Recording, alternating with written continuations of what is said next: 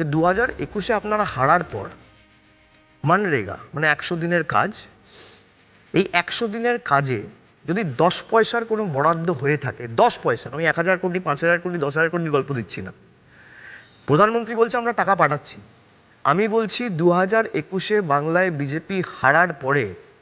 যদি শ্বেতপত্র প্রকাশ করে প্রমাণ করতে পারে যে মনরেগায় 10 পয়সা বিজেপি বাংলায় দিয়েছে, কেন্দ্র সরকার দিয়েছে, আমি রাজনীতি ছেড়ে দেবো। First challenge. সেকেন্ড চ্যালেঞ্জ, এই যে বাড়ির কথা বলছে, 2017-18 থেকে যে সমীক্ষা হয়েছে আবাস প্লাসের, যেগুলো 2021-এর পর থেকে ইমপ্লিমেন্ট হওয়ার কথা, 2021-এ হারার পর